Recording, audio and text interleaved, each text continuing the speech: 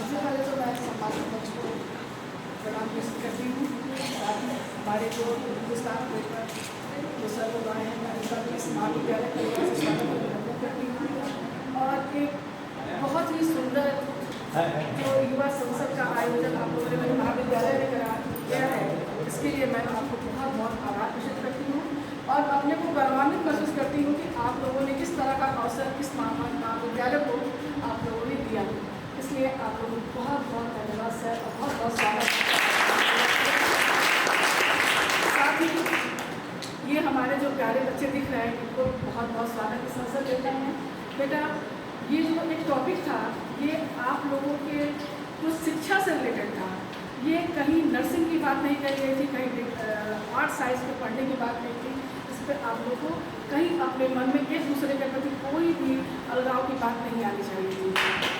जहाँ तक शिक्षा की बात कही गई है, शिक्षा को हम जब देखते तो प्राचीन काल से हम देखते हैं कि नारी शिक्षा की बात करती है। उस समय नारी शिक्षा की बात ही नहीं होती थी।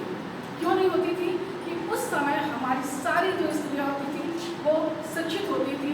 उन्हें गुरुकुल में पुरुषों के समान ही शिक्षा ग्रहण करने का पूरा अधिकार दिया जाता था। उनका भी जनेऊ संस्कार होता था। जिस तरह से राजघराने के जैसे राम राजा दशरथ के चारों पुत्र गए, कृष्ण गए, उसी तरह से हमारी महिलाएं भी शिक्षा ग्रहण करने के लिए गुरुकुल में जाया करती थी। तो उस समय ये शिक्षा की आपको शिक्षा से क्या लाभ मिल रहा है या आप उसको किस तरह से ग्रहण कर रहे हैं ये बात ही नहीं थी।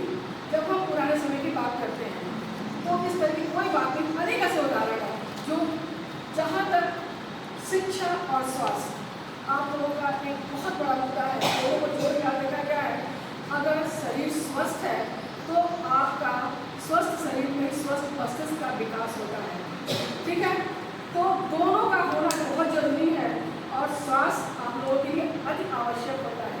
हम मानते हैं कि आज के युग में जो सरकारी योजनाएं हैं, सरकार ने बहुत सारी योजनाएं लागू की हैं।